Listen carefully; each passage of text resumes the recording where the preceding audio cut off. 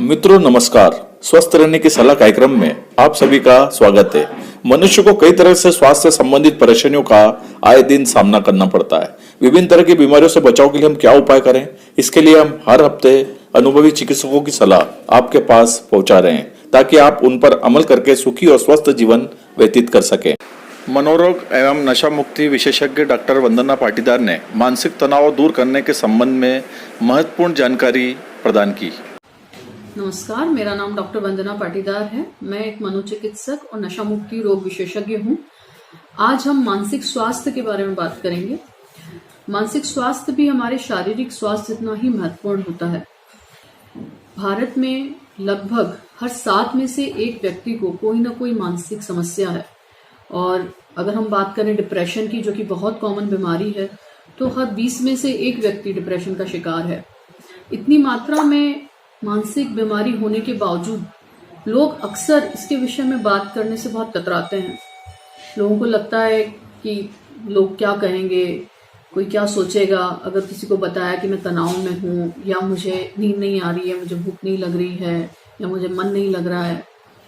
पर यह सोचना गलत है, क्योंकि अगर हम इसके विषय में बात नहीं करेंगे तो कभी इन समस्याओं से निकल नहीं पाएंगे। अब मानसिक बीमारियां क्यों हो जाती है, क्या कारण होते हैं? हमारे दिमाग के अंदर बहुत सारे केमिकल्स होते हैं, मुख्य तौर पे सेरोटोनिन और डोपामिन।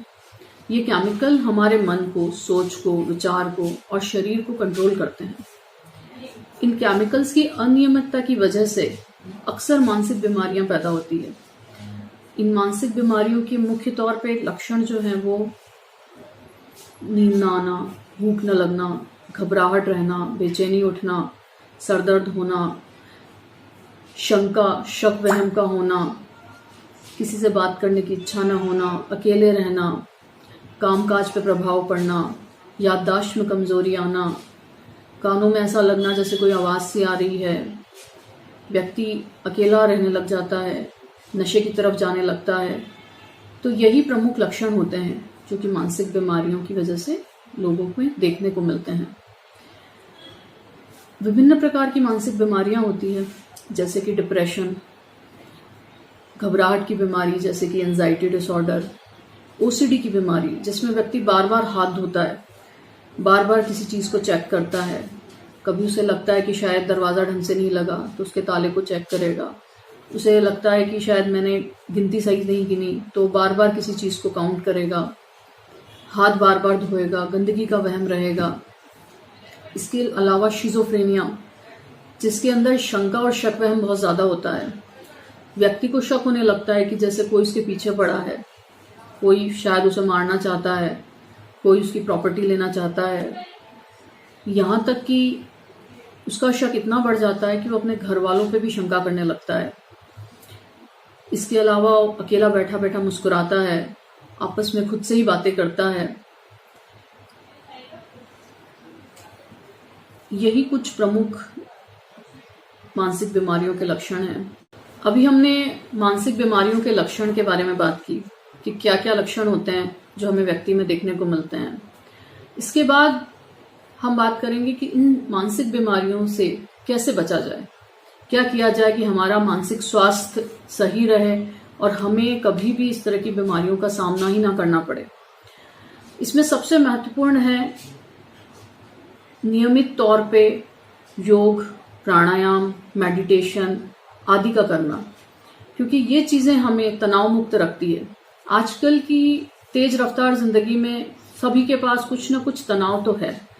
हम पूरी तरह से बिना तनाव वाली जिंदगी नहीं जी सकते, पर योग, मेडिटेशन, प्राणायाम आदि के जरिए हम अपने आप की उस क्षमता को बढ़ा सकते हैं जिससे कि इस तनाव का अपने ऊपर असर कम हो और हमारा माइंड इस तरह की बीमारियों के अंदर न जाए।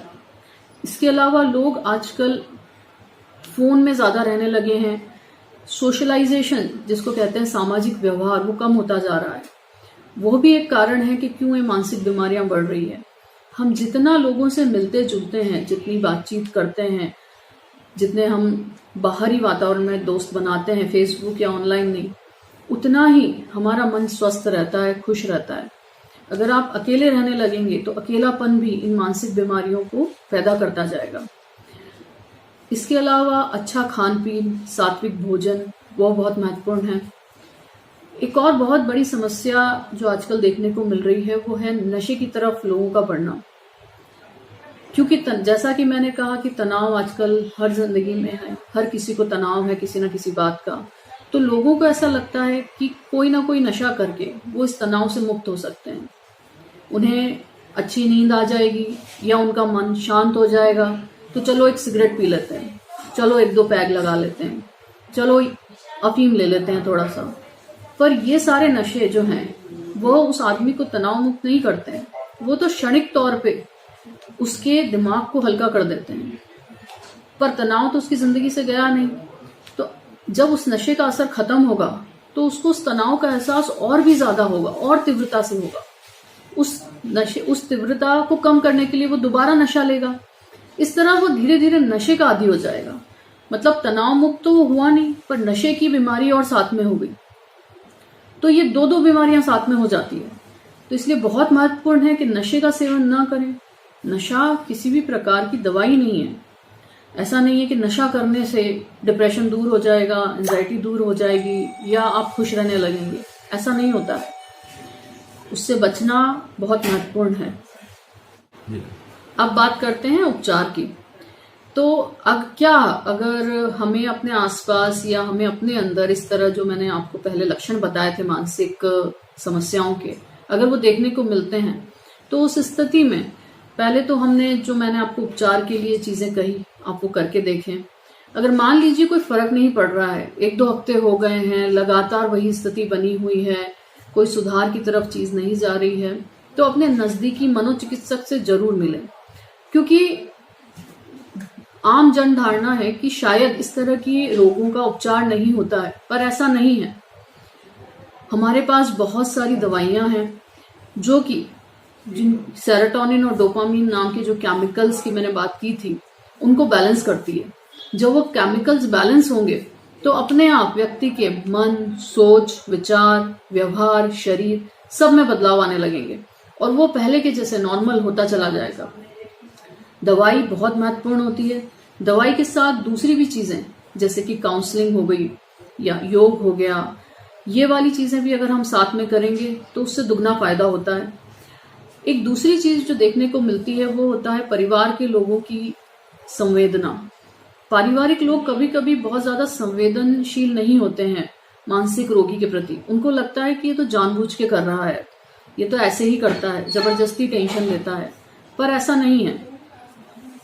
केमिकल्स के डिस्टर्ब होने की वजह से बीमारी हो रही है। वो व्यक्ति अपने आप जबरदस्ती नहीं कर रहा है। उसको कोई अच्छा नहीं लग रहा है कि उसको नींद नहीं आ रही है या उसको घबराहट हो रही है या उसे बेचैनी लग रही है या उसके दिमाग में तरह तरह के विचार आ रहे हैं, ये अपने आप पैदा हो रहे हैं। इनको दूर करने की शायद पहले बहुत कोशिश भी कर चुका है, पर ये उससे हो नहीं रहा है। तो परिवार के लोग थोड़ा संवेदनशील रहें। ऐसे व्यक्ति को तुरंत आप एक मनोचिकित्सक के पास लेके जाएं, डॉक्टर से सलाह लें कि क्या क्या किया जा सकता है उसे इस अवस्था से निकालने के लिए। और मानसिक रोग पूर्णतः दवाइयों से और दूसरी चीजों से सही हो सकता है। जैसा कि मैंने बताया कि उपचार बहुत महत्वपूर्ण है। कभी कभी क्या होता है कि उपचार में देरी होने से बहुत दुष्परिणाम देखने को मिलते हैं। जैसे कुछ व्यक्ति सुसाइड की तरफ चले जाते हैं। आपको जानकर हैरानी होगी कि 15 से 40 साल की उम्र की युवा में सुसाइड एक्सीडेंट के बाद दूसरा सबसे बड़ा कारण है मृत्यु का। सुसाइड ऐसी चीज है जिससे हम व्यक्ति को बचा सकते हैं अगर उसे समय पर इलाज और उपचार मिल जाए। कुछ व्यक्ति सुसाइड के अलावा अकेलेपन और पागलपन के शिकार हो जाते हैं। वो अपने परिवार का ध्यान नहीं रख पाते हैं। उनका करियर, उनका जीवन लगभग बर्बाद सा हो जाता है क्योंकि समय पर चीजें नहीं हो पाती है। इन सारी दुष्परिणामों से बचने के लिए यह अति आवश्यक है कि जल्द से जल्द मनोचिकित्सक की सेवाएं लें और हर उस व्यक्ति को जो मानसिक रोग से हमें परेशान लग रहा है उसकी मदद करें। धन्यवाद।